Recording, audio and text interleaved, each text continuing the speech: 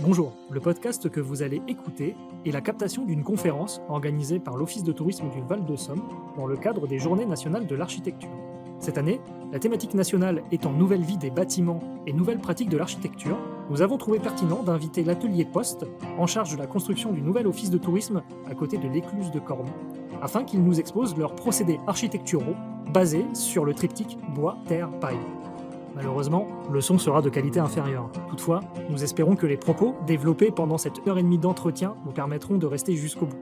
Merci et bonne écoute.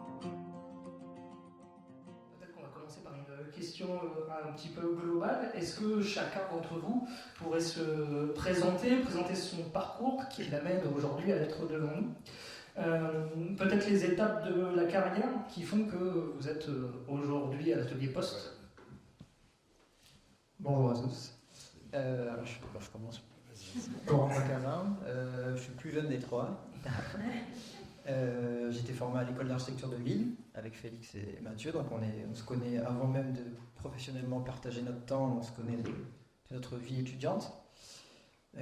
J'ai travaillé pendant 5 ans dans un bureau lillois qui s'appelle Art Berthelot, qui était la première expérience professionnelle très formatrice, dans le sens où évidemment l'école ne nous enseigne pas le métier dans sa totalité, mais on s'y confronte très durement avec le terrain et notamment le chantier. J'ai eu 5 ans très intenses, après lesquels j'ai voulu trouver pas mon compte sur certains volets, notamment le volet environnemental qui n'était pas forcément central, en tout cas dans la réflexion de tous les jours. J'ai fait un petit break et Félix et Mathieu m'ont proposé, après quelques mois de pause, de rejoindre la très belle coopérative qu'ils ont montée. Je suis présenter un peu. Merci. Déjà, aussi merci pour l'invitation. Pour être honnête, c'est la première fois qu'on fait cet exercice de table ronde. L'agence a 3 ans, la société coopérative. Donc c'est assez nouveau pour nous et intéressant. Donc moi, c'est Mathieu Maes. Pareil, j'ai un parcours assez classique, on va dire, de jeune architecte, également l'école d'architecture de Lille. Puis je suis passé dans une agence parisienne pendant 1 an, puis après à Bordeaux, où j'ai découvert une architecture plus locale dans une petite agence justement qui s'intéressait aux matériaux biosourcés, qui avait des projets en paille notamment. C'est là que j'ai un petit peu découvert tout ça, après avoir été formé quand même à l'école sur des masters qui ont des spécialités, donc il y a le domaine matérialité, qui est un domaine qui nous a aussi pas mal formé le regard sur ces sujets-là. Et après, je suis remonté à Lille où j'ai fait 1 an et demi dans une très bonne agence, mais pareil, dans laquelle je ne trouvais pas forcément mon compte du point de vue de mes convictions personnelles. Et comme ça nous semblait important de pouvoir s'épanouir personnellement à travers notre projet professionnel, on a donc monté avec Félix, que je vais laisser se présenter, l'atelier Poste. Bonsoir à tous, Félix Cocheteux, donc le 3e larron. Moi en fait, on est tous de l'école de Lille, on était ensemble avec Mathieu dans la même promo. Moi je suis pas parti en agence d'architecture tout de suite, je suis allé dans un bureau d'études en fait, spécialisé dans l'enveloppe des bâtiments, pour me confronter à un peu plus de technique, une approche plus sensible de la technique. Et ensuite, donc là, je suis resté 4 ans. Et on habitait ensemble avec Mathieu, il y a eu le Covid.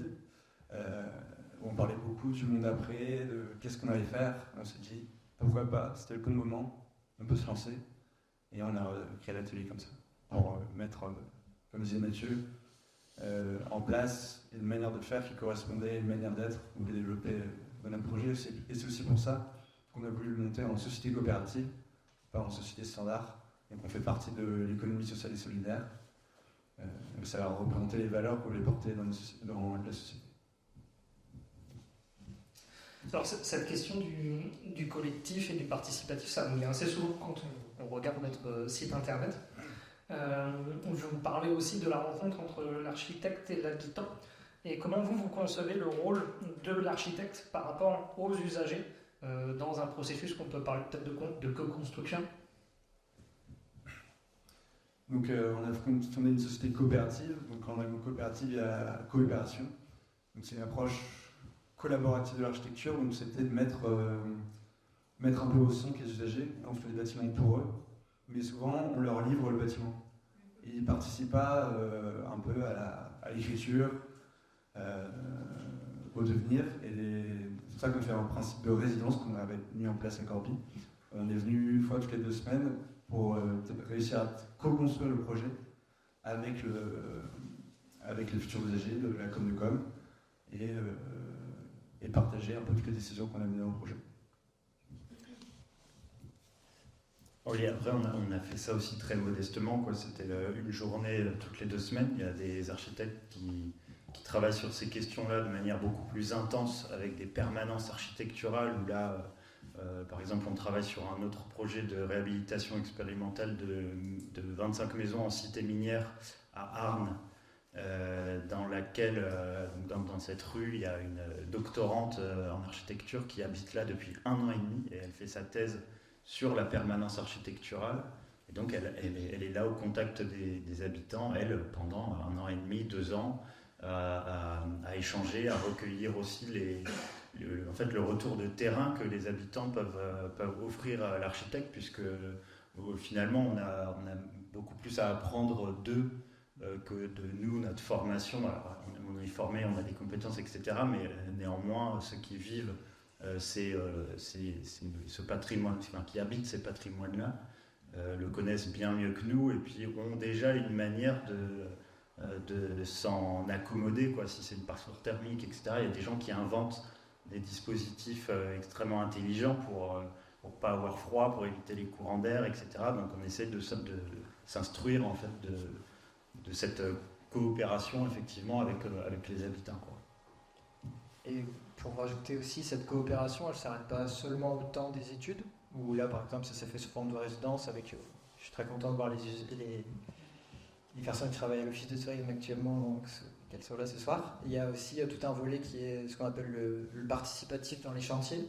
Donc, se fait de plus en plus ce type de pratique où, pendant le temps du chantier, on ménage certains ouvrages qu'on décide, de manière encadrée évidemment par des entreprises qualifiées, de faire participer les futurs usagers, des bénévoles, des riverains, à mettre la main à la pâte, dans l'objectif de rendre le chantier pédagogique. C'est souvent des endroits très clos, avec des barrières, où on ne montre rien, comme si tout était caché. L'objectif, c'est de faire rentrer les gens dans le chantier, d'y avoir mis la main à la pâte, d'avoir laissé quelques gouttes de sueur, de l'énergie, d'avoir été invité. Surtout, ça rend une dimension d'appropriation des lieux. Les gens sont d'autant plus fiers ensuite quand ils y reviennent, une fois que c'est terminé, de se dire j'ai participé, même si c'est modestement, c'est pas grand chose, mais j'ai participé à l'acte d'élévation de ce bâtiment. Nous-mêmes, par exemple, on essaye de participer à ce genre de choses pour certains de nos confrères par exemple, on a participé à Gomény dans l'Avesnois. Il y a eu une école qui a été montée et ils ont fait des cloisons en briques de terre crue entre les classes. Et donc toutes ces briques-là, en fait, elles coûtent très cher à soit acheter, soit à faire fabriquer par une entreprise in situ. Donc pour réduire les coûts, ils ont décidé de lancer un appel à bénévolat pour fabriquer ces 3 ou 5 000 briques, je ne sais plus. Et donc sur plusieurs semaines d'été, des journées ciblées, l'école était ouverte, la terre était là, le matériel était là, et donc c'est les habitants qui sont venus chacun, les enfants de la future école qui sont venus chacun fabriquer 2 ou 10 briques, peu importe, mais à la fin, le volume de ce qui est produit crée une dimension collective de l'ouvrage qui est incomparable. On va peut-être rester justement sur les matériaux, puisque ce qui revient aussi assez souvent dans votre travail et dans votre conception, ce sont les matériaux qui sont biosourcés. Il y a un triptyque qui est le bois terre paille qu'on retrouve assez souvent dans votre travail. D'où vous vient cet intérêt pour ces ressources et quels impacts ces ressources peuvent avoir sur des choix de construction, mais aussi sur des choix d'esthétique? Oui, donc le bois terre paille, c'est le nouveau BTP. On l'appelle comme ça. En fait, il y a un sujet dans le monde du bâtiment qui est d'essayer de décarboner un des secteurs les plus polluants. Et aussi, quand on fait un projet, c'est d'utiliser les matériaux qu'on peut trouver localement. Donc, c'est des matériaux naturels. On appelle bio ou géosourcé, c'est-à-dire qui provient de la terre ou de la nature. Et ouais, donc nous, ça nous intéresse spécifiquement parce que ça raconte une histoire sur un lieu, sur un site, qui seront partagés dans ce qu'on appelle l'habitat vernaculaire, donc qu'on trouve tout autour de nous, des anciens utilisés, et on peut les remettre au jour avec des techniques plus contemporaines qu'on essaie de développer dans nos projets. Donc par exemple les balles de paille, c'est aussi des coproduits qui sont faits avec des agriculteurs, donc ça permet de répartir l'énergie qu'on va mettre dans un projet d'architecture qui coûte beaucoup d'argent, de là aussi le partager dans le territoire, dans les acteurs qui le font bien. Et surtout ces matériaux biosourcés ou géosourcés, ils sont en fait c'est la base de notre patrimoine séculaire qu'on a tous en fait. Pendant des centaines d'années, on a construit avec ce qu'on avait autour de ça sur quelques kilomètres, donc la terre, les roseaux, la paille. Nous on n'invente rien en fait comme technique. Simplement, toutes ces techniques ont été balayées d'un revers de main, notamment à l'après-guerre avec l'essor du béton et avec une industrie lourde qui s'est mise en place et qui a standardisé énormément de manières de construire. C'est un paysage qui s'est transformé, mais ce que nous on essaye de défendre, en tout cas on essaye de redonner de la place à des matériaux qui sont là depuis bien avant nous, et surtout de montrer en quoi, s'ils se sont installés dans un temps aussi long, parce qu'on parle de centaines d'années d'expérience, c'est parce c'est l'intelligence collective qui les a mis au bon endroit et qui a fait qu'ils ont réussi à perdurer dans le temps et d'être encore pertinents aujourd'hui, même s'ils ont été mis à mal par une industrie évidemment désastreuse dont on est tous les témoins aujourd'hui. Juste pour rajouter une chose aussi, on pense qu'il y a un enjeu de santé publique dans cette histoire-là, quoi. Ne serait-ce que pour les compagnons qui posent pendant le chantier forcément une botte de paille ou qui manipulent de la terre, c'est pas comme manipuler du ciment ou de la laine de verre ou autre chose, quoi.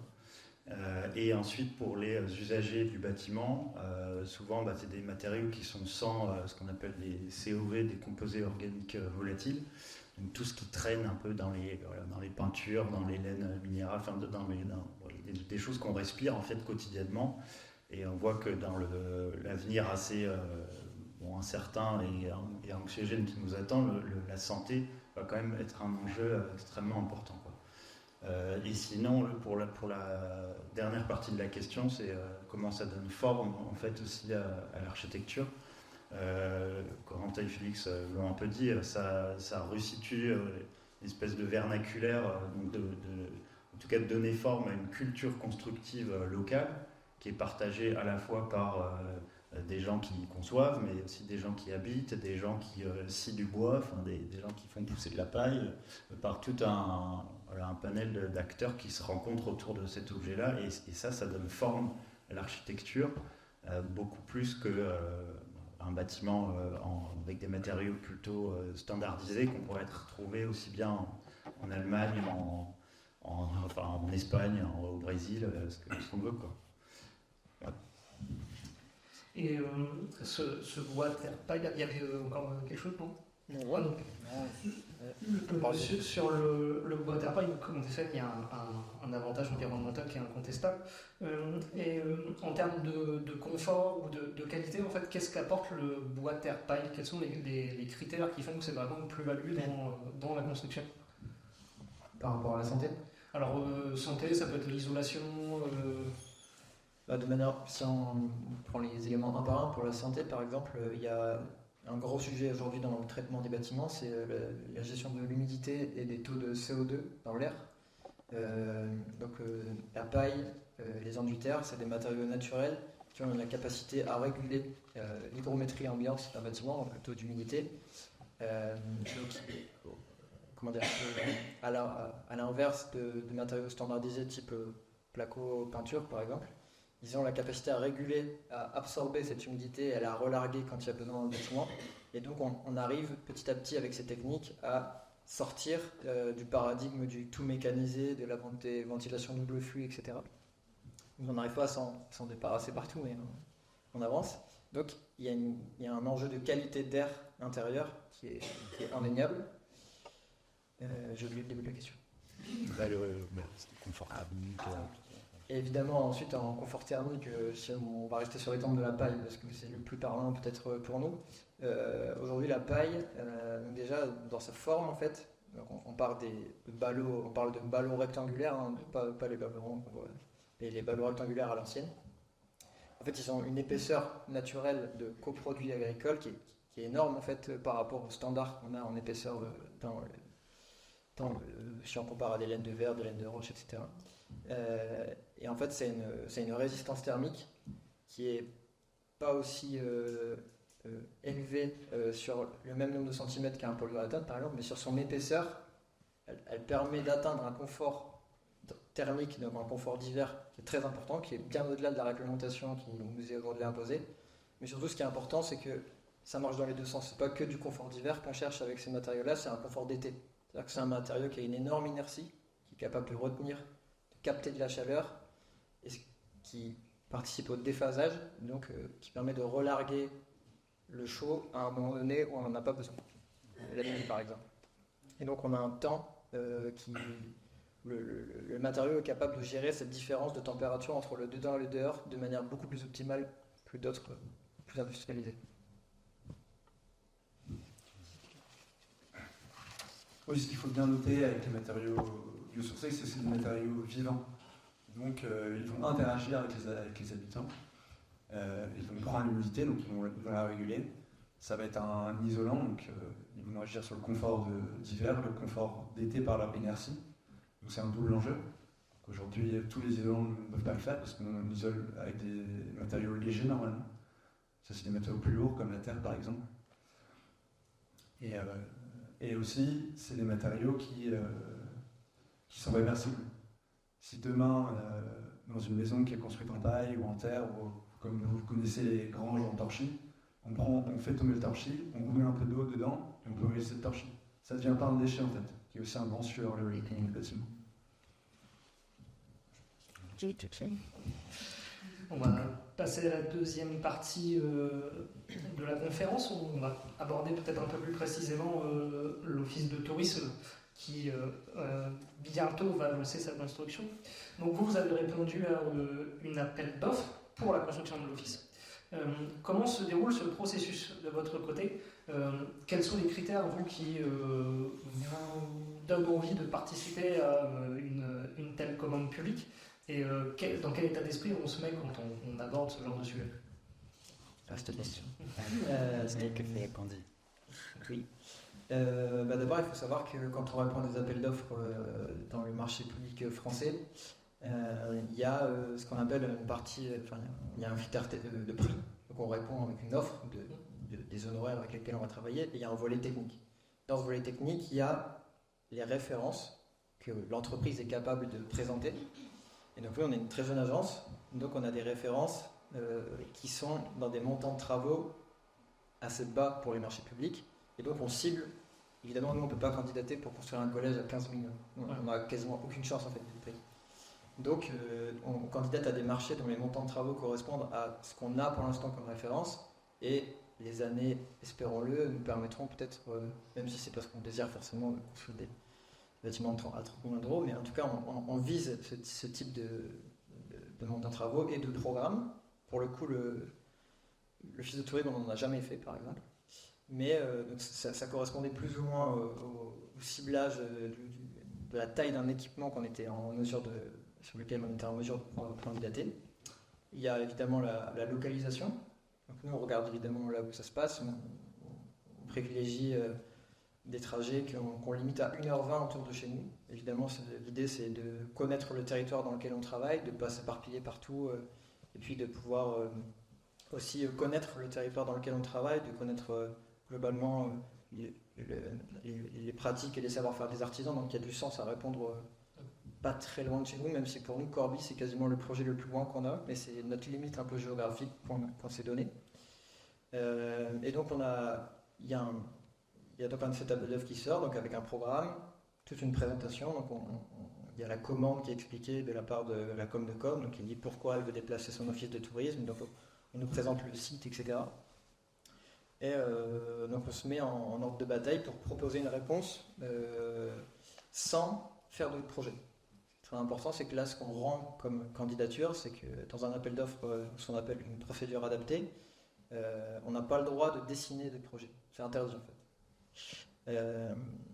Donc, ce qu'on a proposé nous, c'est ce qu'on appelle une note méthodologique. On a simplement expliqué la manière dont on avait envie d'aborder les choses avec la com de com, les usagers, ce qu'on voulait mettre en place comme outil. Donc, on a expliqué l'envie de faire une résidence architecturale, notre habitude à faire des maquettes, à emmener les gens sur le terrain. Voilà, tout ce qui nous anime, en tout cas, tous les outils dans lesquels on croit pour coécrire cette aventure collective. Donc on est venu visiter le site, Madame Thomas nous a accueillis pour qu'on visite le site. Donc on a proposé cette réponse de manière très humble et modeste, comme on vient d'en parler national les dernières minutes. Donc ce discours a touché la com de com pour nous permettre en tout cas de remporter l'appel d'offres. Et il y a aussi, quand on sélectionne un sujet, en fait on a fait beaucoup de formations sur le matériau. Et donc on voit les sujets qui arrivent et ça nous permet de mettre en œuvre les formations sur lesquelles on a où nous sommes d'intérêt. Là il y avait une question, c'était la question de la maison inclusive, qui était vouée à démolir dans la candidature. Nous, on a répondu avec un souci de ce qu'on appelle le déjà là, ce qui est présent sur site, comment on peut le conserver au maximum. Dans l'idée de limiter les énergies, comment on peut faire avec ce qui est déjà présent sur site et le conserver au maximum. Et donc on a aussi répondu avec cette volonté-là, qui était assez forte dans les propositions d'usage qu'on voulait utiliser avec cette office de tourisme, sans faire de projet, en gros c'était que des intentions. On n'avait pas encore les connaissances poussées et techniques pour l'affirmer, ni économiques. Et donc c'est ça aussi qui nous intéressait dans la candidature. Ouais, juste un petit truc, c'est vrai que dans la sélection des appels d'offres qu'on fait, on fait toujours attention à aller vers les appels d'offres qui répartissent, puisque donc la note du prix et la note technique, comme disait Corentin, on rend une offre et on rend une note méthodologique. Et on fait toujours attention à ce que les prérogatives de la maîtrise d'ouvrage, ce soit d'accorder plus d'importance à la méthodologie et à la technique qu'au prix qu'on remet. Donc là, en l'occurrence, de mémoire, c'était une note qui valait pour 60% de la note sur la technique et 40% pour le prix. Et ça, c'est très important pour nous parce que ça veut dire que la maîtrise d'ouvrage cherche aussi à faire de la qualité et à ne pas juste prendre le moins cher pour pouvoir faire son projet, quoi. D'autant plus pour un projet quand même assez singulier d'office du tourisme, ça ne court pas non plus les rues dans les appels d'offres. Et c'est aussi pour ça qu'on y allait en se disant c'est quand même l'occasion, c'est une sacrée opportunité pour mettre en valeur tout ce à quoi on tient, c'est-à-dire les ressources humaines et matérielles locales, etc. Un office du tourisme, c'est quand même la vitrine d'un territoire. Et on s'est dit que ça, c'était un sujet formidable pour justement mettre en application ce que vient de dire Félix. Et juste en termes d'investissement de temps, ça prend combien de temps à peu près de remplir ce genre de dossier? Le dossier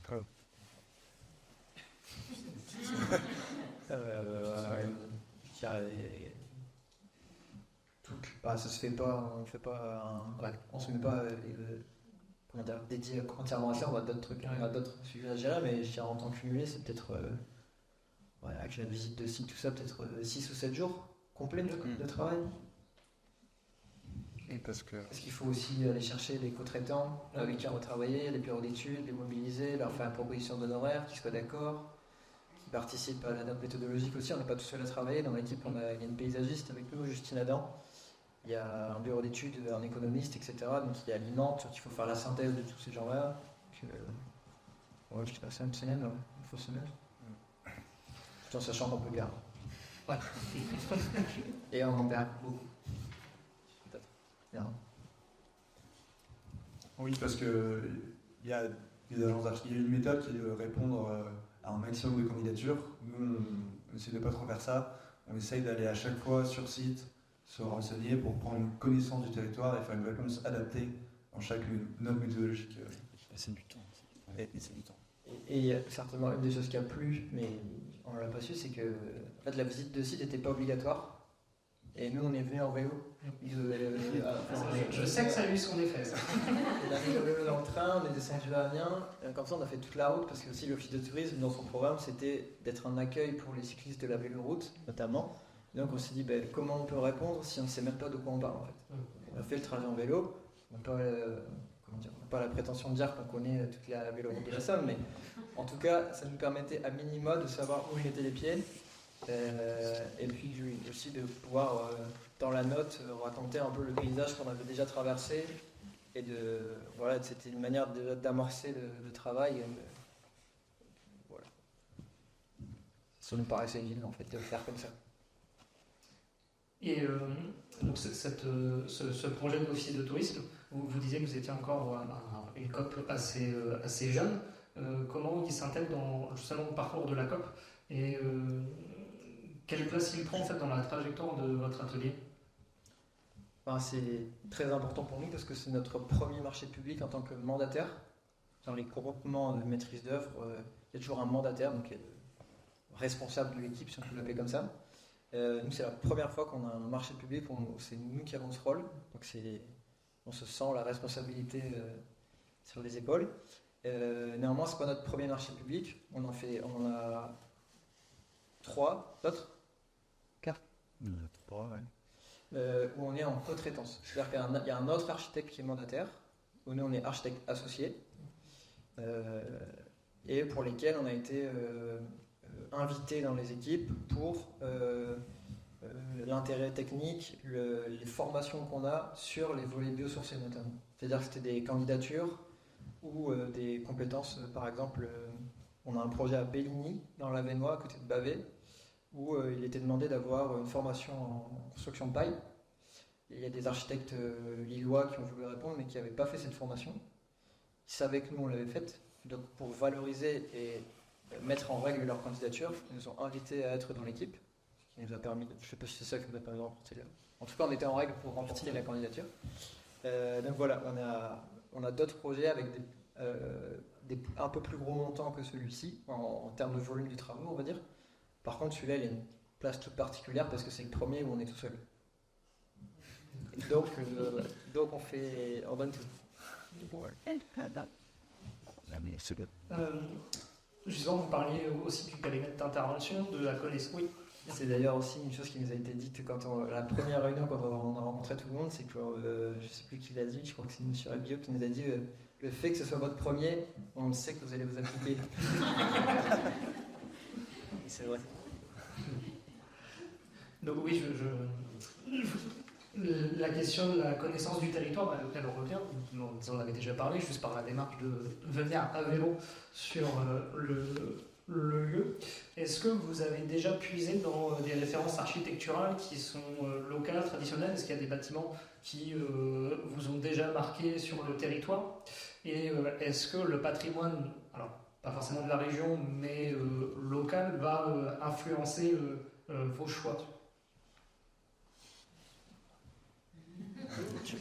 Non, vas-y, je prendrai la suite.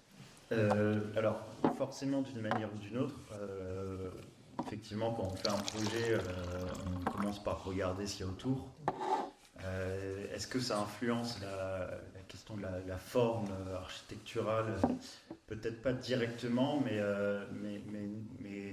quand on a abordé le sujet de l'Office du tourisme, en fait, on a d'abord regardé, parce qu'on s'intéresse aussi à un sujet qui est celui de la biorégion.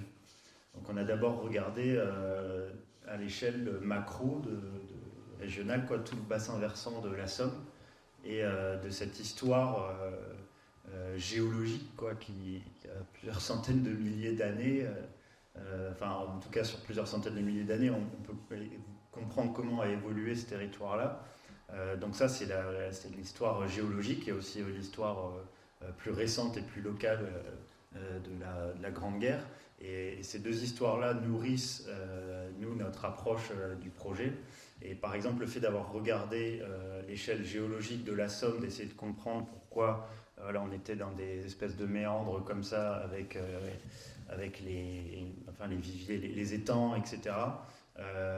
On s'intéressait à un matériau à la base qui était le chaume, le roseau, puisqu'il y avait beaucoup de roselières. qui était cultivée à une époque, mais bon, voilà, l'activité est plutôt passée sur le secteur du tourisme dans la région, et donc cette culture de la roselière, elle s'est un peu perdue, et nous, on s'est dit, bon, la première approche, on va essayer de redynamiser ça, on va trouver des roselières, puis des gens qui savent poser du roseau et faire du chaume, il y en a certainement, enfin, il y a Samara pas loin, etc., forcément des savoir-faire, quoi. Et ça, on a tiré un petit peu le fil et on s'est rendu compte qu'aujourd'hui, ça reste compliqué de faire du chaume avec du roseau du coin, quoi. Il y a le roseau camarguais, mais qui est cultivé d'une certaine manière qui n'est pas de très bonne qualité.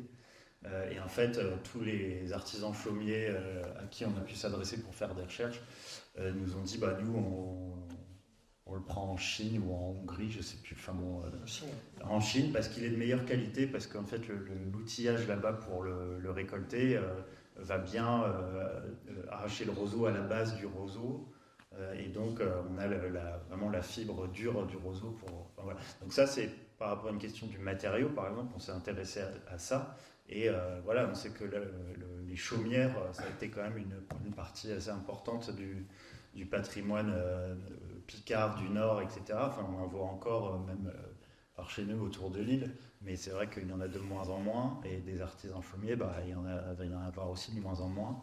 Et ça, par exemple, c'est une de nos préoccupations. Après, sur la question de la forme, par exemple, vous le verrez après sur les maquettes, c'est une forme architecturale assez simple, quoi. Une toiture à 2 pans, alors elle a une spécificité qui est une cheminée de tirage thermique pour de la ventilation naturelle, qu'on voit derrière, voilà.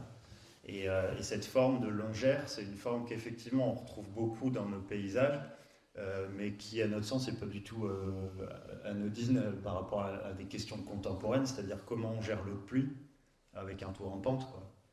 Un toit plat, voilà, il y a quand même c'est mine de rien assez récent, et il y a quand même un retour d'expérience assez mitigé sur la question de l'étanchéité de ces choses-là, et voilà, on a plutôt des problèmes avec ces ouvrages anciens. Enfin, nous, on est plutôt militants du toit à double pente, quoi, voilà, histoire de bien diriger les eaux de pluie, et puis aussi la compacité de cette forme-là, la forme de longère très simple, un plan très simple, une compacité qui permet aussi de faire rentrer ce projet dans une forme d'économie, puisqu'on essaie de limiter le linéaire de façade, voilà, il n'y a pas d'excentricité, enfin, en tout cas, on trouve, par rapport à d'autres trucs, on trouve qu'il n'y a pas forcément d'excentricité architecturale, et en fait, tout ça, c'est des principes qu'on retrouve dans l'habitat vernaculaire, donc l'habitat historique et patrimonial ordinaire de nos régions. Et pour aller dans le sens de ce que dit Mathieu, même si on n'est pas loin, on est à Lille, mais on n'a pas la prétention non plus de connaître l'habitat vernaculaire de la Somme aussi bien que le nôtre. Donc une des choses qu'on a fait en étude aussi, c'est qu'on est allé au CAUE d'Amiens, on est allé consulter les archives qu'ils avaient pour aussi feuilleter des livres d'architecture traditionnelle et régionale, enfin vraiment très centrés autour du bassin versant de la Somme. Donc c'est pas des choses qu'on prend après et qu'on calque directement dans notre projet, c'est pas ça le sens, mais c'est de se nourrir aussi de tout un imaginaire collectif qu'on a l'impression qui nous a servi en tout cas dans nos réflexions. Et mine de rien, comme dit Mathieu, in fine, le bâtiment a une forme assez simple qui n'a pas vocation à être une métaphore de la longère picarde, mais qui néanmoins, le programme, qui est celui d'un office de tourisme, son sens premier, c'est quand même de recevoir des gens, de leur souhaiter la bienvenue pour recevoir de l'information. Donc il y a aussi une forme très simple, c'est aussi d'apporter une forme de domesticité dans les choses. Et voilà, on peut le voir aussi comme une maison avec une cheminée, même s'il n'y a pas de fumée qui va sortir, mais c'est aussi un bâtiment qui veut dans son image dire aux passants, aux marcheurs, aux cyclistes, vous êtes les bienvenus en fait. C'est une grande maison pour tout le monde en fait. Je donne peut-être une petite précision sur ce qu'est le CAUE pour que tout le monde connaisse. Alors le sigle en lui-même, c'est cabinet d'architecture et d'urbanisme, et le centre d'architecture d'urbanisme, et le E, je l'environnement.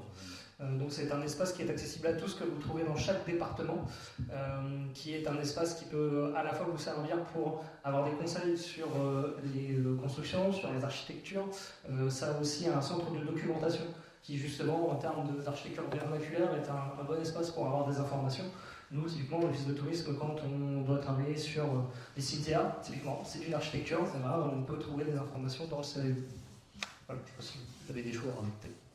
Et il y a l'aspect formel de l'architecture, mais aussi comment elle est construite. Donc on parlait des longères. Les longères à pont de bois, c'est une simplicité constructive qui est forte, et c'est aussi quelque chose qu'on retrouve dans l'office de tourisme avec une lisibilité structurelle volontaire, mais on va peut-être en parler.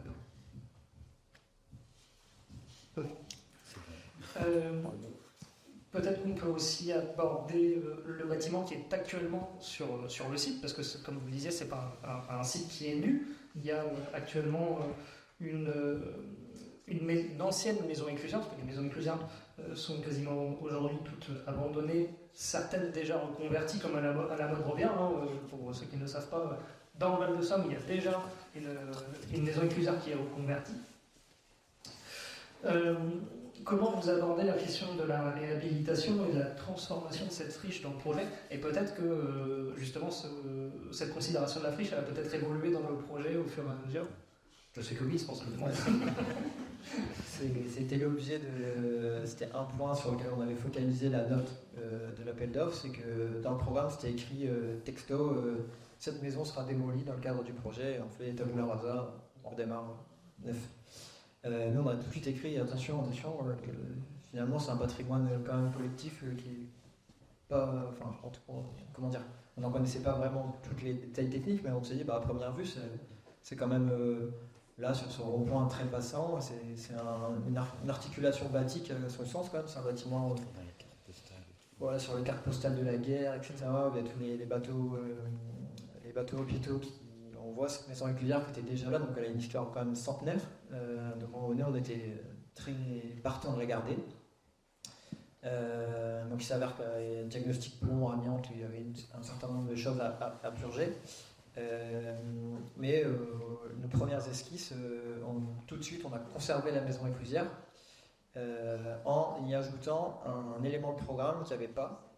C'est-à-dire que nous on a proposé que la maison éclusière devienne un belvédère qui in fine n'est plus là, il va falloir que je verrai. Mais c'était notre souhait, c'était de faire une extension de programme, de rajouter quelque chose qu'il n'y avait pas, en se disant l'économie qu'on fait de la démolition, parce que démolir des bâtiments ça coûte cher, il faut les démolir, ensuite il faut purger les fondations, il faut enlever cette matière, l'emmener dans des déchetteries, enfin bref, tout ça pour juste enlever un bâtiment, ça nous mobilise une partie de l'enveloppe importante. Donc on s'est dit on garde cet argent et on rénove la maison éclusière et on en fait un belvédère. Il s'avère qu'en fait la maison éclusière n'est pas en si bon état que ça. Elle est quand même très dégradée sur sa partie charpente, plancher. Les deux pans de bois qu'on voit, il y a les deux façades qui sont blanches, que vous voyez si vous passez à côté, c'est du pan de bois qui a été recouvert en partie par du ciment. Donc le ciment portement des années 90 a ruiné complètement la terre et le torchis qu'il y avait à l'intérieur. Donc tout ça ne tient plus et en tout cas au niveau sécuritaire, on était obligé quand même de purger un certain nombre de choses qui font qu'il ne restait que les deux pignons en briques. C'était les seuls éléments qu'on pouvait garder. Et pour les garder, il fallait faire des confortements. Évidemment, on ne peut pas garder deux pignons de cette hauteur-là comme ça sans aucun point de contrebalance. Donc on avait dessiné une structure en bois et en métal pour essayer de la conserver, mais tout ça coûte très très cher. Et on n'arrivait pas à faire la balance avec tout le programme neuf qu'il y avait à construire à côté. Donc on a essayé de trouver un juste milieu pour conserver cette histoire collective. On s'était vraiment appliqué à ne pas construire par-dessus l'empreinte de la maison éclusière. Donc on s'est dit c'est pas grave, on la démolit mais qu'en partie. Donc on fait le strict minimum pour que ça coûte le moins cher possible. Donc on enlève tout ce qui est facile, l'amiante, la charpente, les planchers, et on arrase les pignons à 1 mètre. Et en fait, vous voyez sur la maquette là, on garde les pignons un peu symboliques qui deviennent des supports d'assises et des manches debout un peu extérieures pour tous les gens qui voudront pique-niquer ou s'asseoir pour faire une pause. C'est aussi une trace historique qui est certes, c'est en volume, c'est pas très grand, mais c'est quand même très symbolique de ne pas avoir fait tabula rasa complète de ça. Et ça forme surtout la nouvelle entrée en fait. Par là où on va passer pour entrer dans l'office de tourisme, c'est à travers cette maison éclusière dont pas de doute que les l'office de tourisme saura valoriser aussi l'histoire et de dire, voilà, de faire raconter le fil qu'il y a entre ces deux constructions. Donc il y a des arbitrages à faire dans un projet parce que pour pas aller, on a décidé aussi d'y aller à fond sur le biosourcé, sur la partie neuve. Le biosourcé aujourd'hui, ça coûte, c'est pas aussi compétitif que de l'industriel lourd. Donc pour aussi permettre à la construction neuve d'avoir une très grande exigence et une très grande qualité dans sa partie construite, on a essayé de trouver cet équilibre-là qui était pour nous un moindre mal, même si on aurait adoré garder cette maison inclusière dans son volume complet. Et alors là, a été aussi rapidement abordé les circulations dans l'office de tourisme. Vous intégrez dans la réflexion le positionnement du bâtiment dans son environnement. Une nouvelle construction, ça signifie une modification du paysage. Est-ce que ça se réfléchit quand on fait une telle construction ? Bien sûr. Oui. Déjà, la première chose, comme je disais tout à l'heure, on regarde l'environnement, forcément. Nous, on a aussi une approche bioclimatique quand on fait du projet. Pas encore trop parlé, mais c'est la question des énergies, forcément. Il y a du soleil, du vent, parfois il y a de l'eau, donc il y a des questions d'énergie. Là, a priori, déjà, la configuration de la parcelle donnait déjà un sens au bâtiment. C'est une parcelle qui est oblongue, assez longue et étroite, donc forcément on s'inscrit dans cette ligne-là, et puis parallèlement à la Somme pour accompagner aussi la véloroute. Donc cette implantation-là, elle arrive un peu forcément parce que déjà les prédispositions de la parcelle, elles sont comme ça. Et par contre, derrière, là, on va commencer à regarder quelles énergies traversent le site. Est-ce qu'il y a des arbres qui font de l'ombre, etc. Et donc cette pensée bioclimatique, là, elle vient effectivement ajuster la forme du bâtiment. C'est-à-dire que là où on est exposé forcément en plein sud, on va faire déborder notre fameux toit en pente pour faire une casquette et éviter que les surfaces de vitrage prennent trop de montant, créer de la surchauffe dans les locaux en été, puisque là on veille maintenant au moins autant au confort d'été qu'au confort d'hiver, parce que le confort d'été c'est un vrai sujet là sur les années qui viennent, les décennies qui viennent, et puis aussi on s'est dit comme ça a priori que l'office du tourisme c'était plutôt un lieu qui aurait tendance à fonctionner davantage aussi l'été, les périodes où il y a un peu plus de soleil et les gens font du vélo, quoi. Et donc voilà, il y a ce système-là de protection solaire, donc c'est un dispositif architectural qui gère la question thermique. On n'est pas forcément là à mettre des ventelles, des volets, des machins, c'est plus un simple débord de toit. Et puis il y a la question de la ventilation naturelle qui nous intéresse toujours, qu'on essaie de faire un maximum dans la mesure du possible dans les projets. Là on sait que c'est des vents d'ouest, en vent dominant, ouest, sud-sud-ouest, ouest, ouest, sud, ouest.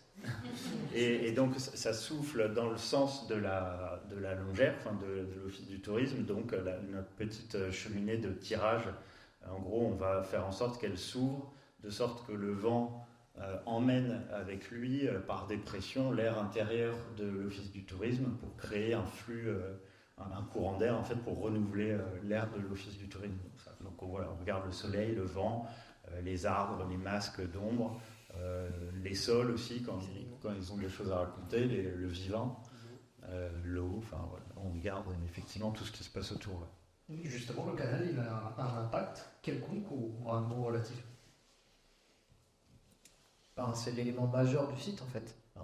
S'il y a bien un truc auquel derrière lequel on est obligé de se ranger, c'est la Somme qui passe comme ça et qui indique une direction un peu pour tout le monde où les passants, les cyclistes, tout le monde va dans le même sens en fait.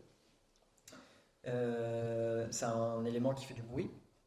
Donc ça c'est aussi une des raisons pour lesquelles on est allé sur le site, c'est qu'on s'est rendu compte que la Somme, à certains moments, pas tout le temps, mais il y a un bruit assez significatif, donc il y a un traitement acoustique à apporter sur les programmes qui sont tout proches.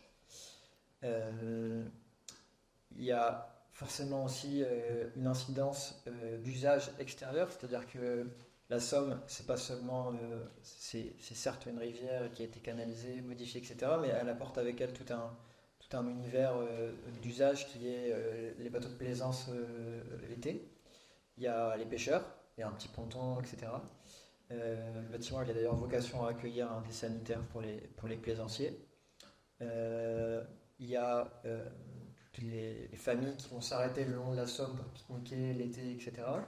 C'est un espace d'exposition. On le voit en face du site, là, il y a quelques ouvrages qui sont exposés le long de la Somme directement en contrebas. Donc tout ça fait que ça crée tout un contexte dans duquel on ne peut pas s'extirper et dont on n'a pas envie de s'extirper. En fait, c'est ce qui fait aussi la beauté du site, c'est qu'en face, on n'a pas un voisin direct. On a un super cours d'eau qui passe et qui amène aussi toute cette fraîcheur en été, qui permet des écosystèmes, des oiseaux. C'est une plus-value qui n'est pas forcément directe pour le bâtiment, mais qui est induite en fait. La Somme amène tout un flux de vivants, d'usages, etc. qui nous, c'est une richesse en fait pour le projet d'avoir ça juste. Pour rester sur la question du paysage et même pour compléter la question d'avant, c'est dommage qu'elle ne soit pas là, mais comme tu disais Corentin, on travaille avec Justine Adam, avec Atelier PAF qui est paysagiste. Faut savoir qu'à la base dans la candidature, il n'était pas demandé forcément de compétences paysagistes et que nous par rapport à ce paysage qui s'impose, qui est tellement énorme de la Somme, on a trouvé assez évident même dans une petite parcelle comme ça. Et pour valoriser aussi, donner de la qualité à l'entrée de ville, c'est dit c'est absolument indispensable d'avoir un paysagiste dans l'équipe, quoi. Donc ça, je pense que ça a été une compétence qui a dû être perçue au moment de juger les candidatures. Et dans cette histoire géologique aussi de la Somme qu'on a regardée, avec tout ce qui compose le chemin sinueux de la Somme, on a voulu avec la paysagiste, en tout cas elle a proposé de restituer à cet endroit-là comme un espèce d'échantillon d'espèces endémiques, etc., de ce qui pouvait reconstituer un paysage de Somme, mais dans un tout petit endroit, avec un jardin d'eau aussi, où on récupère l'eau de pluie des toitures, etc., et il faut un bassin de tamponnement. Donc on en profite pour faire un jardin d'eau qui se remplit ou qui se vide selon s'il y a de la pluie ou pas. Et donc qui va aussi créer par moments des lieux de vie pour la biodiversité locale, etc., avec des plantes endémiques, et donc peut-être de restituer à cet endroit-là un petit bout de Somme, et pas d'essayer de faire un truc, pas un jardin à la française. Tu voulais dire. Et si je peux rajouter pour revenir sur l'incidence de la Somme, la Somme a aussi une incidence énorme, je vais le dire, sur les sols en fait. Vous n'êtes pas sans savoir qu'il y a des tourbières à peu près partout dans votre territoire. En fait, le sol, la parcelle, est un sol tourbeux pour lequel le géotechnicien a préconisé un système de fondation qui nous est transmis par une étude géotechnique avant que nous on démarre notre travail. Nous on était partant pour faire évidemment une dalle en bois, de ne pas faire de béton. Et en fait, la seule manière de construire sur cette parcelle, en tout cas le géotechnicien a dit, c'est pieux béton, et vous allez chercher le sol dur. Sur cette parcelle, le sol dur, il est à moins 18 mètres de profondeur. Donc il n'y a aucune autre solution technique qui est assurable autre que celle de faire des pieux en béton. Donc pour raconter vraiment l'histoire du projet, c'est que c'était pas notre souhait évidemment. Sauf qu'en fait, pour asseoir un bâtiment sur ce site et que ce soit validé en expertise et en assurance, on n'a pas le choix que de passer par des pieux qui vont chercher la craie à moins 18 mètres pour porter la dalle. Même si la maison éclusière, elle n'a pas de pieux à moins 18 et elle a fait son temps sans ça. Mais ça, c'est un peu un crève-cœur, mais on n'a pas pu y déroger. Et sur le béton qui est choisi, vous avez un droit de regard dessus, ou c'est un truc, il y a plein de manières de faire de béton aussi maintenant qui sont en train d'être repensées. Est-ce que vous pouvez choisir le béton, ou là pour le coup on peut choisir les agrégats en discutant avec l'entreprise et lui dire de prendre évidemment les agrégats les plus locaux. Ça reste du béton. Ouais. C'est se voiler la face que de dire qu'on va faire du béton moins impactant. Ah, carbone. Le béton bas carbone, c'est un grand mensonge. Restons sur les matériaux, alors on va retourner sur votre bois terre-paille. Comment il s'intègre, lui, dans la nouvelle maison éclusière, dans le nouvel office de tourisme? À quel moment le bois terre-paille va-t-il être utilisé et comment? Alors pour la maison de l'office de tourisme, comme a dit Mathieu, sur l'approche territoriale, on avait vu ce sujet de Rosélia, qu'on n'a pas pu aller jusqu'au bout pour la raison évoquée. On a essayé de travailler aussi avec du bois local. Donc on sait qu'il y a eu énormément de peupliers qui ont été plantés pour drainer et qui aujourd'hui se remet en question. Et donc essayer de travailler en filière bois local, plutôt pour des ouvrages de charpente. Et s'est posé assez rapidement aussi la question de la couverture. Qu'est-ce qu'on peut utiliser comme matériau naturel pour couvrir, c'est-à-dire subir la pluie battante, la neige, donc très exposé. Et là, on est parti également sur une technique de barre de bois, ou plutôt du châtaignier. Donc en fait, on a une halte, une sorte de structure porteuse en bois qui va protéger le bâtiment et dans laquelle on va venir mettre de la paille. Mais là, on a fait le choix d'essayer de limiter l'utilisation du bois à l'intérieur, d'avoir quelque chose de plutôt léger et de mettre en place de la paille porteuse.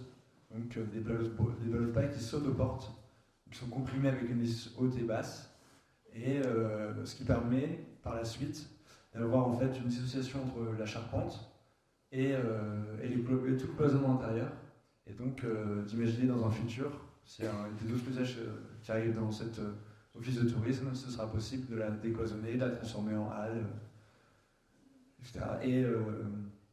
Et pour garder au maximum la perspirance des murs, on a de chaque côté des enduits, intérieurs à la terre et extérieurs à la chaux. Si c'est clair.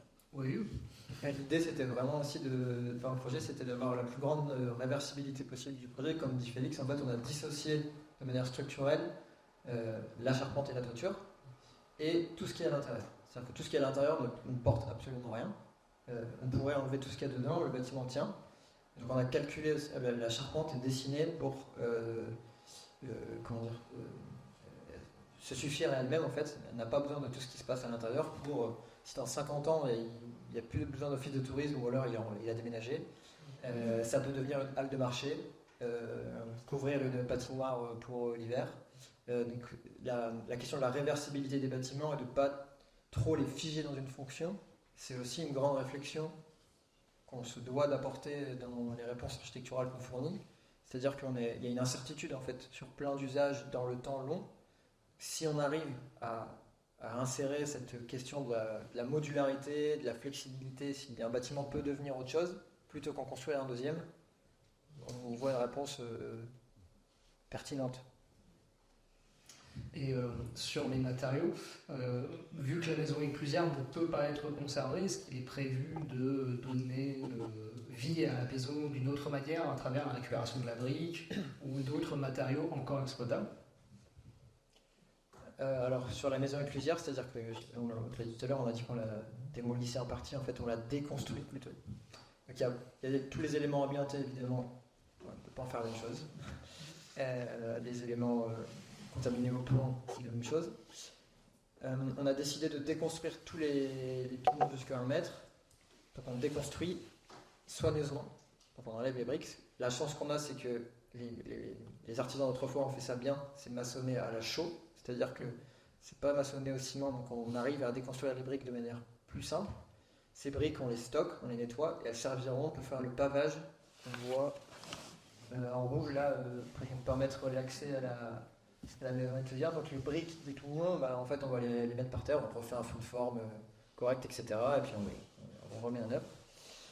Les tuiles sont conservées, les tuiles des 2 petits bâtiments qui sont sur les côtés sont conservées pour faire le bordurage de massifs paysagers, donc pour délimiter entre l'engazonnement et les parties pointées. En fonction de la déconstruction, il y a plein de choses qu'on a beau avoir identifiées aujourd'hui, il y a plein de choses qu'on ne pourra vraiment acter que lorsqu'on les déconstruira pour vraiment vérifier leur état sanitaire. C'est notamment la partie des bois. On pourra voir si on peut s'en servir pour faire des bordurages paysagers. et l'ensemble des éléments qui sont en bon état mais qui ne sont pas remis directement à profit sur le projet, on a imposé à l'entreprise, enfin en tout cas dans l'entreprise qui répondra, que ce soit envoyé en filière de réemploi et de recyclage en premier lieu, si c'est pas possible ensuite destruction pour la valorisation. Et donc, concernant aussi vos pratiques et votre volonté d'impliquer les usagers, est-ce que vous allez poursuivre la démarche durant le chantier? Est-ce que vous avez prévu des moments de rencontre, d'échange, de pratiques même?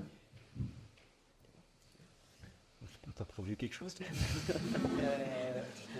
On a prévu, en fait, on est un peu bloqué aussi, c'est parce que il y a des techniques qu'on a choisies qui sont très vertueuses et en tout cas qui sont très innovantes, qui sont très difficiles à faire en chantier participatif. Par exemple, poser des barres de bois en toiture, c'est très compliqué à faire pour les gens qui ne sont pas formés. Pour la paille porteuse, pareil, c'est extrêmement. En fait, ça vous paraît pas, mais empaler des ballots de paille, ça demande une expertise et une technique qui est très avancée. Donc ça, c'est très difficile à déléguer. Sur les enduits, c'est pareil. En fait, les enduits, ils font l'étanchéité à l'air. Ils demandent. Les enduits de corps nécessitent une main et un toucher et un savoir-faire que tout le monde n'a pas, malheureusement. Par contre, on a prévu à l'intérieur de l'office de tourisme 2 cloisons qui vont encadrer, enfin qui vont, on le montrera tout à l'heure sur les maquettes, l'espace de repas et de pause des agents de l'office de tourisme en briques de terre crue.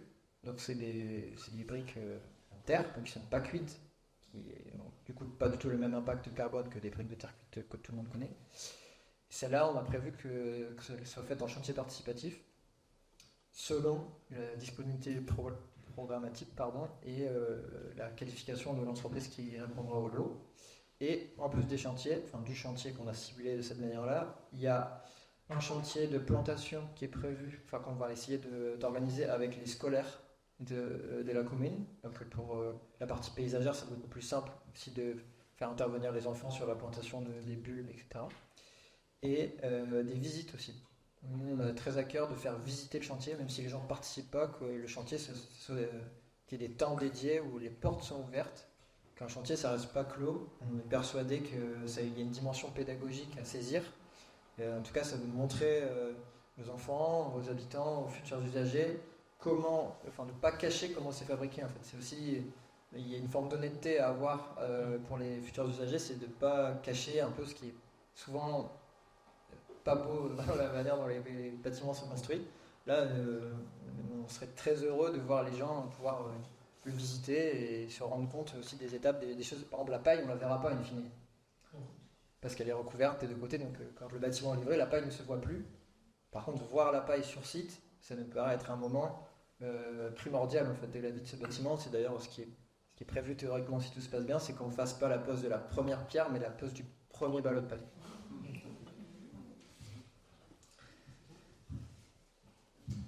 Je regarde ma montre et je vois que nous avons fait 1 heure pile. Merci messieurs pour ce moment. Peut-être qu'on va donner la parole à notre public qui nous écoute bien sagement depuis un petit moment déjà. Donc mesdames et messieurs, si vous avez des questions, des remarques ou envie d'échanger, c'est le moment.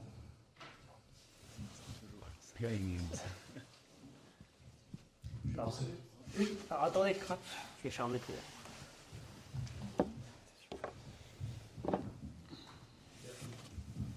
C'est juste une question actuelle, avec tout ce qui se passe actuellement dans le sud de la France et dans le centre. Est-ce que vous avez prévu de monter des eaux de la Somme et quelque chose en cas de débordement une question comme ça, parce que vous êtes en bordure de la Somme.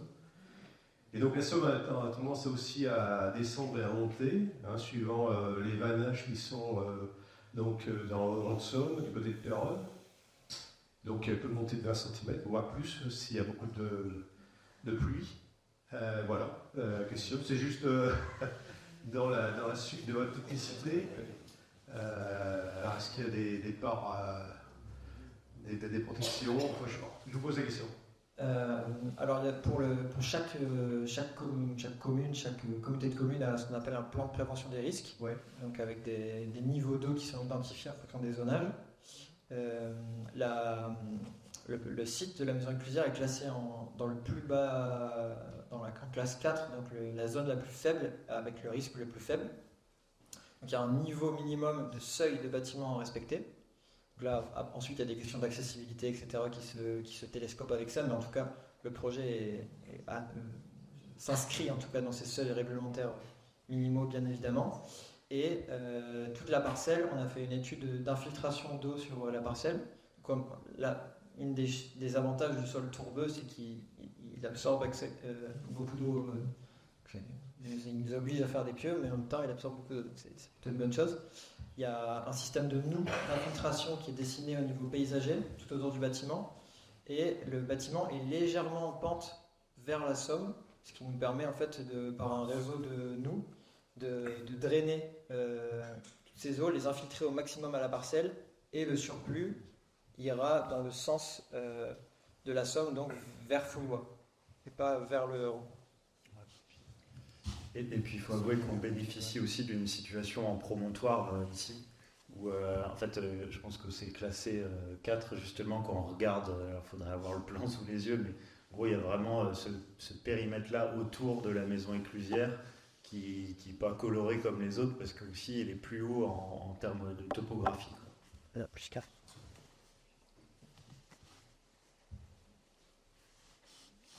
Oui, parce qu'en 2001, je ne me rappelle pas si la maison inclusière la Somme était montée jusqu'au niveau de la maison inclusière. Parce qu'il y avait des inondations en 2001. On était pas nés. Ouais, je ne sais pas si. C'est pas vrai. J'ai pas la réponse là. Non. Pour quel matelas Je crois que le différentiel de niveau entre la Somme à son niveau normal, entre guillemets, et le terrain, de mémoire, ça doit être 3,80 m, je crois, ou 4. J'ai pas envie de dire on a de la marge parce que. Mais jamais assez trop prudent. Vous savez, dans le sud, là, tous les ouvrages qu'ils avaient créés, ils les ont. Donc, apparemment, il y avait 1 mètre de différence Au-dessus, par rapport à la plus. Et donc, ils sont tous presque à refaire parce qu'ils avaient sous-estimé la montée de la crue. Mais dans le nord aussi. Les ouvrages d'art avaient été faits avec.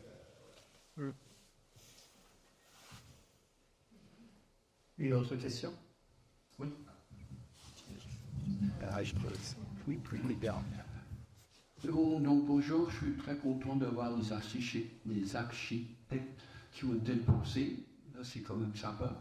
Vous indiquiez tout à l'heure que l'Office de tourisme va faire partie de l'accueil Véloroute. Mais pas tout le monde a un vélo classique, mais beaucoup de vélos électriques. Je pense qu'il y a des batteries dessus. Il faut que ça se recharge. Donc vous qui pensez à tout, je pense que vous avez forcément une idée judicieuse de faire des endroits pour qu'ils puissent se recharger et savoir si la technologie que vous allez mettre en place, elle va aussi pouvoir être dispatchée, puisqu'on est à la Com, dans les communes aux alentours, et à commencer par Corpy. Merci.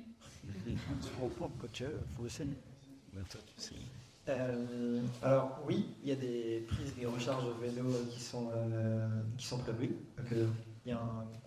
Le projet prévoyait un grand parc à vélo, il y avait un certain nombre de places à mettre sur la parcelle en une seule poche. On a décidé de l'exploser en plusieurs petites pour éviter les gros amas de 25 vélos, mais d'abord plutôt par 3 ou 4.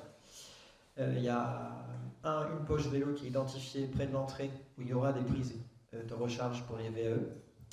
Il y aura aussi une flotte mais de VAE en location qui sera gérée par un prestataire extérieur. Donc il y aura 5 ou 6 vélos, c'est pas encore défini, mais qui seront accessibles pour les utilisateurs. Donc ça c'est sur le parti vélo électrique et recharge. On a aussi fait des emplacements vélos plus larges que ce standard pour les vélos cargo, les remorques, etc. où les gens se baladent l'été. Et on les a mis le plus accessible possible de la route, évidemment, pour éviter les manœuvres compliquées pour les usagers. Et c'est aussi tous les arceaux qui seront posés seront aussi utilisables pour les trottinettes. ce que Corentin dit pas, c'est que pendant sa césure, il a fait le Tour de France en vélo. Donc on est parti avec une compétence. Là. C'est vrai que tu as été confronté à tous ces sujets-là, quoi. On arrive avec son vélo, on a envie de le mettre où, de pouvoir le surveiller, de pouvoir. Tu nous racontais tout ça avec beaucoup de détails, quoi. Donc effectivement, là-dessus, normalement ça va. Dans la série Tour d'Amiens, vous avez pensé au téléphone à recharger? Avec un vélo. Il y aura des prises à l'intérieur du bâtiment pour recharger son téléphone pour les usagers. Elles seront destinées en majorité aux agents de l'office de tourisme, mais il y en aura forcément quelques-unes qui seront. L'idée, c'est que s'il y a quelqu'un qui a un galère, évidemment, il pourra charger son téléphone à l'intérieur. Et il y aura 2 prises étanches à l'extérieur du bâtiment qui sont plutôt destinées à si, par exemple, on veut faire un événement extérieur, brancher une lampe, le sono, je sais pas quoi. Mais évidemment, quelqu'un pourra s'en servir. Alors mes questions, elles sont pas innocentes, c'est parce que j'ai eu l'occasion de discuter avec des touristes, et puis dans Corny même, qui est ceux qui peuvent l'entendre, ils ne peuvent pas recharger, il n'y a pas de borne nulle part pour les téléphones et pour les vélos. Donc c'est pour ça que je trouve que c'est très judicieux tout ce que vous proposez. Alors après les prises, les prises extérieures, c'est un vrai sujet parce qu'en fait, comment dire, à la fois il y a l'envie de pouvoir donner aux utilisateurs la possibilité de recharger, et en même temps, il y a, comment dire, on ne sait pas non plus à quoi ça va être destiné, s'il y a des branchements, qu'on ne maîtrise pas, qui puissent être faits dessus, etc. Donc il y aura notamment, ce qui est le plus propice en fait, c'est que dans le projet, il y a des sanitaires accessibles au public, donc sans passer par l'entrée du bâtiment, qui permettront, donc avec un sanitaire classique et un sanitaire PMR et une douche, qui permettront en fait aux cyclo-voyageurs, aux marcheurs, aux plaisanciers aussi qui garent leur bateau un peu plus loin là, sur le quai, de pouvoir accéder à une zone de recharge de téléphone à l'intérieur des sanitaires. Un point pour aller aux toilettes et pour se laver de manière ponctuelle. Et ça sera. L'idée, c'est que ça soit ouvert 24 heures sur 24, 7 jours sur 7, mais pas non plus de manière comme ça, un peu porte ouverte, mais il faut que ça se mette en place avec l'office de tourisme, mais plutôt par un système de code qui serait mis sur une page web dédiée, etc., pour éviter que ça soit porte ouverte, mais que ça serve vraiment aux gens qui en ont l'utilité à travers leur activité. Ça, oui.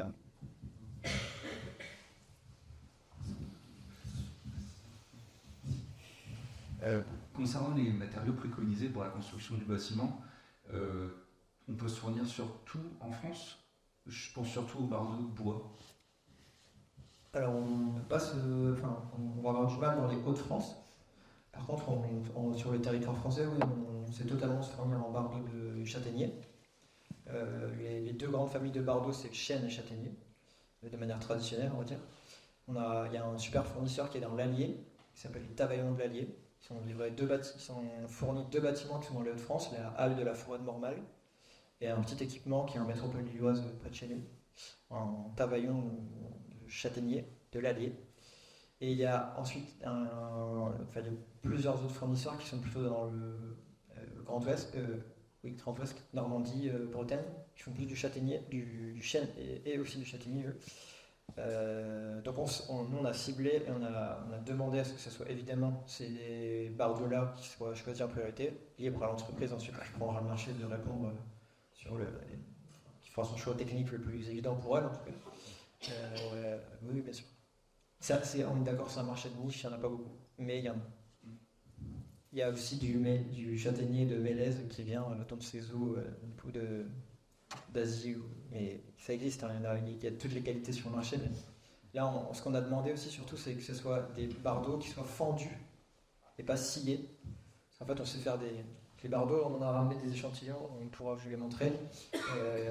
Ça peut soit se scier, donc de manière industrielle complète, c'est-à-dire que c'est un morceau de bois qu'on définit et qu'on taille à la bonne mesure, ou ça peut être fendu, ce qui se fait de manière traditionnelle. Donc en fait, là vous voyez, c'est un bardeau fendu, et en fait, il y a tout le bardeau est fendu dans le sens d'écoulement des fibres du bois, et ce qui lui offre une pérennité beaucoup plus longue en fait. Le fait qu'il soit fendu dans ce sens le plus naturel, ça permet un écoulement de l'eau bien plus optimal et moins poreux que s'il est scié dans n'importe quel sens de la grue en fait. Donc là, nous, ce qu'on a demandé sur le fil de Soleil, c'est que ce soit des barres d'eau fendues. Et ça, c'est de l'Allier. Et ces tavaillons-là, c'est ceux qui viennent de l'Allier. C'est des tavaillons des barres d'eau de châtaignier. C'est un très beau produit, vous pouvez voir, ça sent super bon. C'est un bardeau, ça fait 33 cm de large. En fait, le bardeau, c'est une ancienne unité de mesure qui a été maintenant au pied roulé. Et donc ils font 33 cm, dans 1 mètre, on en a 3, et on les recouvre de 1/3. Il y a ce qu'on appelle un pureau, ou de bronze. Voilà, si je réponds à la question. Donc c'est des toitures magnifiques.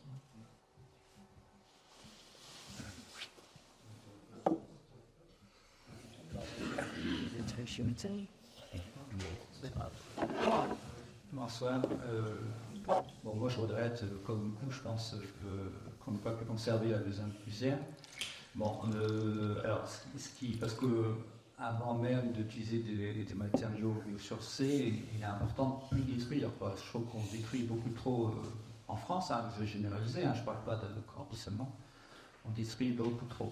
Et ce qui pèse souvent dans la décision, c'est le coût financier de la réhabilitation. Je pense que ça a pesé aussi dans le cas présent. C'est le coût financier. Alors, comment, c'est ce qu'on rétorque, moi je défends en tant qu'élu la réhabilitation des bâtiments, et ce qu'on nous rétorque, c'est trop cher. C'est plus cher que de construire du neuf, on n'est pas suffisamment aidé. On n'est pas subventionné de la même manière. Donc, qu'est-ce qu'il faudrait faire pour que, enfin, la plus-value que représente pour l'environnement, le fait de conserver les bâtiments, de ne plus les déconstruire, je dis détruire, de ne plus les détruire, comment faire pour intégrer dans l'économie des projets, la plus-value que représente pour l'environnement, d'un point de vue financier, le fait de ne plus détruire. Taxer les bâtiments neufs? Non, je rigole. Non, mais comme on fait pour les voitures, en fait. Vous savez qu'il y a la loi ZAN, la zéro artificialisation nette, qui est en vigueur et qui pousse normalement à moins construire du neuf et artificialiser des sols, et du coup plus à rénover. Donc forcément, nous on voit quand même assez bien que globalement la tendance elle va à la réhabilitation et à la rénovation dans les nombreux appels d'offres qui sortent, même dans les stratégies. On voit, nous c'est une question de l'habitat aussi. On parlait de maisons et cités tout à l'heure avec qui on travaille. C'est des patrimoines énormes, c'est des dizaines et des dizaines de milliers de maisons, et donc forcément il y a des enjeux de taille qui sont stratégiques pour ces gros acteurs-là, puisque notamment, vous le savez aussi, donc avec le durcissement, on va dire, du système locatif par rapport à l'étiquette du diagnostic de performance énergétique, le DPE, où en gros, là, ça va s'échelonner, donc on va interdire la location des étiquettes G, là en 2025. En 2028, c'est le tour des étiquettes F, et en 2034, je crois que c'est les étiquettes E. Donc normalement, en 2034, il ne reste que des étiquettes D à louer, les autres ne sont plus autorisées à être louées, puisqu'elles sont considérées comme étant trop énergivores. Donc il y a un côté coercitif un peu aussi, de dire là on interdit, sachant qu'il y a des gens qui sont propriétaires, occupants, qui n'ont pas forcément les moyens de rénover leur maison, pour atteindre ces étiquettes énergétiques-là, suivant les critères et les exigences que demande la réglementation, parce qu'il y a beaucoup d'autres moyens d'être en situation de confort thermique dans une maison que celui de chercher un objectif de résistance thermique que veut la loi, et donc qui passe surtout en gros par l'isolation des bâtiments, et de plus en plus une isolation renforcée. Et là pour le coup, ce mode de pensée-là ne prend pas du tout en compte tous les avantages des matériaux comme la paille, la terre, etc., qui apportent d'autres caractéristiques en termes vraiment de physique du bâtiment. Donc on parle d'inertie, de déphasage, on parle d'hygrothermie, etc. Tout ça, c'est pas pris en compte aujourd'hui dans les calculs réglementaires, en gros, qui font qu'on attribue telle ou telle lettre à un DPE. Et c'est dommage puisque on aurait moyen de, par exemple, balancer moins de sous dans l'isolation d'un bâtiment et donc dans le fait de chauffer de l'air, mais plutôt de chauffer des corps. Et ça, c'est vraiment un truc qui nous intéresse aussi beaucoup, mais qui aujourd'hui n'est pas du tout réglementé en France. Et donc, on navigue dans ces cas-là complètement hors cadre. Quand on dit, bah non, on ne va pas isoler autant la maison. Par contre, on va utiliser du terre-chambre, par exemple le bloc que vous allez pouvoir voir là-bas, qui est un mélange de chêne-vote et d'argile. Donc on va utiliser du terre-chambre, mais en plus petite épaisseur. Par contre, donc il va moins isoler, c'est-à-dire il va moins permettre à la chaleur de rester, enfin en tout cas à l'air chaud de rester dans la maison. Par contre, il va avoir d'autres caractéristiques comme l'inertie, donc il va garder la chaleur du bâtiment ou la fraîcheur, tout dépend, pour la restituer avec un déphasage. Ce qu'on appelle déphasage, c'est la capacité du matériau à restituer les calories qu'il a en lui. Et donc ça c'est intéressant parce que ça permet de réguler les crêtes de différence de température, par exemple entre le jour et la nuit, et donc de moins avoir à solliciter un système de production de chaleur, puisque le matériau lui-même déjà est un peu plus chaud naturellement, et donc il redistribue sa chaleur. Après, il y a donc si on rentre vraiment dans la technique, mais un matériau comme ça, on parle aussi de ce qu'on appelle le changement de phase de l'eau. Je dis ça, ça va peut-être un peu loin du point de vue de la technique, mais en fait je trouve ça hyper intéressant qu'aujourd'hui on se ressaisisse de ces questions techniques-là, et que, alors nous, en plus c'est un combat plus en tant qu'architecte aussi, que l'architecte ne soit pas perçu juste comme un artiste qui prend un crayon puis qui dessine un beau bâtiment, et après c'est les BU qui s'en occupent. Il faut avoir conscience de tout ça. Et donc le changement de phase de l'eau, c'est quand la goutte d'eau en fait voyage dans un bâtiment. Dans tous les cas, vous avez de l'eau, que ce soit qui vienne de la pluie, de l'extérieur, par les fondations, par les remontées capillaires, ou par l'humidité qui est produite par l'humain à l'intérieur d'une maison, quand je fais chauffer des pâtes, que je prends ma douche, etc. Et donc l'eau traverse la paroi, la goutte d'eau fait son chemin en fait dans la paroi. Et il y a un phénomène assez incroyable qui est le changement de phase de l'eau, qui fait que quand il y a des différences de température importantes entre extérieur et intérieur, donc surtout en hiver quand il fait très froid et en été quand il fait très chaud, l'eau, quand elle s'évapore en été, elle capte elle libère ou elle capte elle capte des calories. Et donc elle refroidit le mur, puisqu'elle capte ses calories. En hiver, c'est l'effet inverse, c'est pas l'évaporation, mais la condensation, quoi. Et en gros, à ce moment-là, quand l'eau condense, pour condenser, elle libère de l'énergie, ce qui a tendance à naturellement réchauffer un petit peu le mur. Mais on parle de pas grand-chose, on parle de peut-être 1 degré à peine. Sauf que ça a un rôle hyper important, parce que entre se chauffer à 15 degrés et se chauffer à 16 degrés, on sent déjà la différence sur la facture énergétique. Et donc ces matériaux-là, qui ont aussi ce qu'on appelle, ils ont une effusivité thermique, c'est-à-dire au toucher. Quand vous allez toucher un enduit en terre, c'est pas comme quand vous allez toucher une plaque de marbre, quoi. Vous avez une sensation de température qui est très différente. Et il faut savoir que le confort thermique ressenti, c'est ce qui nous importe en fait, c'est moi comment je vais me sentir bien en situation de confort thermique. On dit en gros c'est la somme de la température des parois et de la température de chauffage de l'air divisée par 2. Ça veut dire que si la température des parois naturellement elle est un peu plus haute, on aura moins besoin de chauffer pour être à température ressentie équivalente, en situation de confort thermique, quoi. Et ça, si ça intéresse des gens, vous allez voir les études d'un collectif de recherche qui s'appelle Slow It en Belgique, et qui a travaillé là-dessus pendant 3 ans, et sur une trentaine de foyers différents, de tout type de profils, par exemple, qui habitent dans des maisons comme ça, et donc ils ne sont pas passés par la question de l'isolation. Ils sont passés par des questions de comment les petits dispositifs de chaleur qu'on utilisait anciennement, par exemple les bouillottes, etc., couplés à des effets de matériaux comme celui-ci, l'effusivité, etc., permettaient aux gens finalement Enfin, en gros, ce qu'ils ont constaté, c'est que les gens se chauffaient à 16 au lieu de se chauffer à 19, quoi. Donc gagner 3 degrés sur une année en facture énergétique, c'est énorme, à température de confort ressenti égale. Voilà. Je suis peut-être un peu digressé. Mais... Parfois perdu. Je l'avoue. Pour revenir sur la question économique, ça demande une approche plus fine sur le base existant, donc de diagnostic. Ici, par exemple, ce qui a l'impact économique, c'était cette question des pieux, qui a eu un impact sur le projet.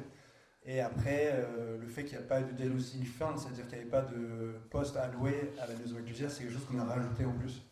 Et donc, il faut, pour concevoir et sauvegarder le bâtiment ancien, avoir ce temps-là d'étude, de regarder l'état des murs, leur fondation, de quoi on hérite en fait, et comment après on peut le transformer pour des usages contemporains. Et aujourd'hui, il y a une inflation, le coût du bâtiment en 20 ans il a pris plus de 30%.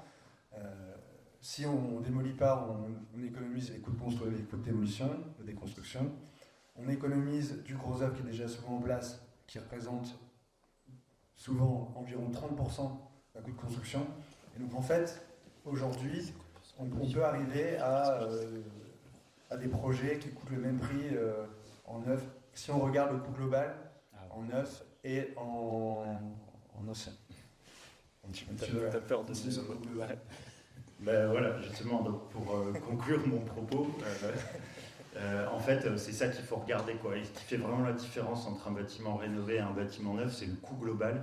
Et donc tout ce propos là, que j'ai énoncé juste avant sur les caractéristiques des matériaux qui permettent d'économiser sur la facture énergétique, si vraiment on s'intéresse à ça comme un critère indispensable sur le sujet de l'économie et qu'on se projette sur 10 ans, 20 ans, 30 ans, et ben, il faut regarder ça, combien j'économise d'énergie.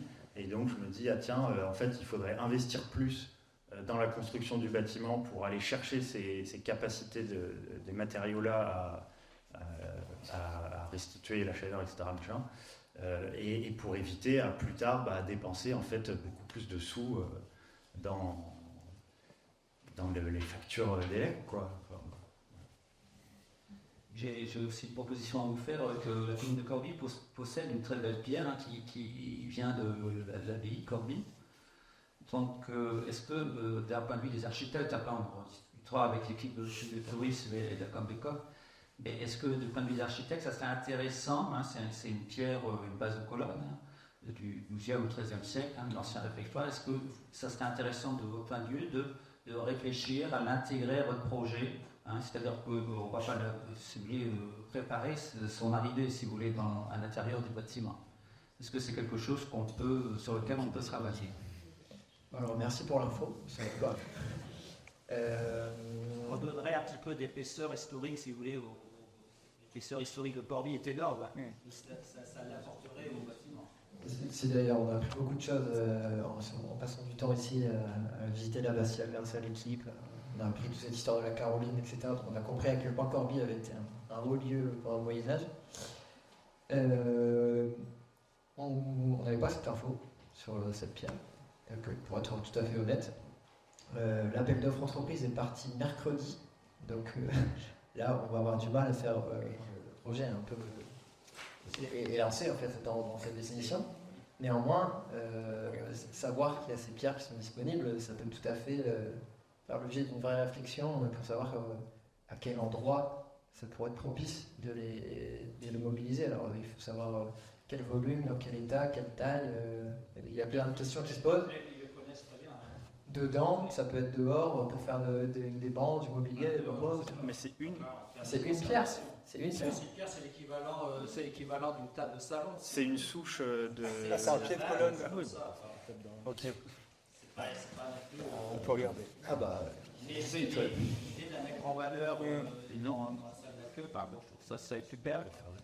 La mettre en valeur. Regardez. Donner envie d'aller voir que le canal, c'est une idée aussi. Rien. Bien, moi j'ai une question en tant que contribuable. J'aimerais connaître le coût global de ce projet, sachant que tout projet de construction le coût de tout projet de construction est dépassé, voire des fois largement dépassé. Et puis, deuxième question, quelle est la durabilité de la construction que vous proposez? Alors, on est sur un projet qui est estimé en équivalent programme à 960 000 € hors taxe sur base programme, c'est-à-dire en équivalent de ce qui est de l'enveloppe qui était préconisée pour les usages qui sont destinés. Donc à ça, il y a une empreinte des fondations spéciales qui n'étaient pas connues en fait à l'époque, on n'avait pas encore l'étude géotechnique. Donc on est sur un projet qui a 1 million d'euros hors taxe, coûts travaux, dans un contexte qui est sur les prix actuels 2024. C'est-à-dire qu'il avait été chiffré aussi en amont, donc avec des indices, ce qu'on appelle les indices BT bâtiments qui étaient sur des bases juin 2022, si je ne dis pas de bêtises. Ça c'est le coût travaux, compris paysage. Et sur la durabilité du bâtiment, nous, quand on construit un bâtiment ou quand on réhabilite un bâtiment ou quand on y réfléchit, sa durabilité minimale, c'est 50 ans. Nous, on espère qu'on construit pour le temps. En fait, l'idée, c'est pas de réfléchir à la recyclabilité à court terme, mais que ça s'inscrive dans un temps très long. C'est pour ça aussi que les matériaux qu'on a préconisés sont de grande qualité. Le bardeau de bois, par exemple, en couverture, bien posé, c'est une couverture qui tient 100 ans. Donc on est sur, en tout cas, une pérennité, une durabilité qu'on pousse à son maximum, couplée à la volonté de démécaniser le plus possible tous les dispositifs techniques. Donc on essaye de réduire l'obsolescence de la technique dans le bâtiment, qu'elle soit logicielle, qu'elle soit motrice, etc., sur tous les systèmes de ventilation ou autres. Qu'on essaye, en tout cas, de tout ça mis bout à bout, de faire en sorte que le bâtiment il fonctionne grâce à ses usagers et au bon sens, qui dure dans le temps par le soin qu'on va y apporter, et qu'on n'ait pas à y intervenir tous les 5 ans pour réparer des boutons qui marchent. Que 50 ans à l'échelle de l'histoire, c'est bientôt. Si on pense à la vie de Corby. Bien sûr, mais on ne parle pas du même ouvrage, mais en tout cas, je peux vous dire que si on parle comme paradigme de construire pour au minimum 50 ou 100 ans, on peut poser la question. C'est simple au double, hein 50 ou 100 ans. Aujourd'hui, la plupart des bâtiments qui sont construits depuis des années, c'est garanti 10 ans. Quoi. C'est un vrai problème. Et nous, voilà, on a une assurance décennale dessus, mais ouais, c'est garanti 10 ans. Aujourd'hui, on démolit des bâtiments en béton armé, qui ont 40 ans. Donc voilà, nous, on s'est posé vraiment cette question-là aussi quand on a fait nos formations en matériaux, notamment une formation de rénovation en matériaux bio et géosourcés. On a rencontré des artisans qui étaient formateurs, qui avaient de la bouteille et qui font des chantiers avec ces matériaux-là depuis 30-40 ans, quoi. Et qui nous disaient, moi de toute façon, ces techniques-là, si je les préconise et si je les applique, c'est pour ce que je construis pour 300 ans et pas pour 10 ans, quoi.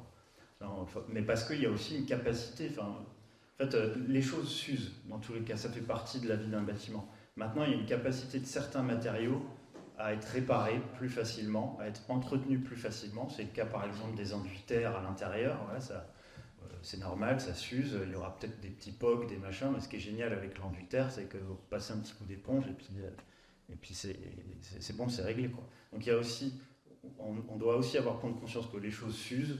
Alors on ne peut plus construire en pierre comme l'abbatiale aujourd'hui parce que simplement déjà au niveau de la ressource, il faudrait trouver un truc. Donc il y a les carrières de marquise dans le nord du côté de Boulogne, mais c'est encore assez local, mais c'est quand même très très coûteux, quoi. Donc bon, tu peux rajouter. Non, j'ai rajouté une chose. Dans le monde de la construction de paille, on essaye de se battre contre un mythe, qui est le mythe des 3 petits cochons. Et en France, il y a la maison Feuillotte, donc c'est un des premiers bâtiments en paille, construction de paille et bois, 37 euros et un message paille. Et elle a eu plus de 100 ans et elle se porte très bien. Donc, niveau durabilité de ce matériau-là, il n'y a pas de problème tant qu'il y a une bonne conception et c'est bien mis en œuvre. 1910. 1910, donc un peu plus, 114 ans. Et bien, je pense qu'on peut conclure. Merci messieurs. Vous avez quelque chose à rajouter? Non, j'allais dire merci beaucoup à tout le monde pour l'intérêt que Sinorval, vous êtes des usagers du territoire. Merci pour votre écoute et si vous avez le temps, vous avez envie, on a mis à disposition sur les tables les maquettes du projet, plein d'échantillons de matériaux qui seront mis en œuvre sur le projet, mais aussi d'autres. On ne peut pas tout mettre dans un bâtiment. C'est aussi ça qui est passionnant, c'est qu'il y a un foisonnement de matériaux biosourcés dont on a essayé de faire une petite sélection, un petit florilège, des livres. Voilà, si certains veulent prolonger l'échange, c'est avec grand plaisir. Un petit truc. On n'a pas parlé en gros de l'idéologie qui régit notre pratique, c'est la frugalité heureuse et créative. En fait, c'est le nom d'une association. C'est le nom d'une association, l'Homme 1901, qui a été créée en 2018 par des acteurs du secteur du bâtiment, enfin aussi bien des architectes que des ingénieurs, des paysagistes, des maîtrises d'ouvrage, etc. Et qui cherchent à savoir comment faire autrement aujourd'hui dans un climat qu'on connaît, environnemental, social, etc., compliqué, et pour un avenir désirable. Donc si ça vous intéresse, il y a un manifeste en ligne que vous pouvez signer, comme ça, qui n'engage à rien, mais c'est pour soutenir le mouvement de la frugalité heureuse et créative. Et n'hésitez pas à vous intéresser à ce sujet-là. Il y a encore beaucoup trop d'architectes dans cette association, et ce serait bien qu'il y ait aussi d'autres corps de métier, d'autres profils qui soient représentés, parce que c'est une philosophie, une manière d'être au monde qui ne concerne pas que les bâtisseurs, quoi. Et écoutez, merci beaucoup. Merci pour ce temps d'échange. Merci à vous d'être venus. Merci pour toutes ces questions. Je pense qu'on peut peut-être les applaudir quand même. Merci.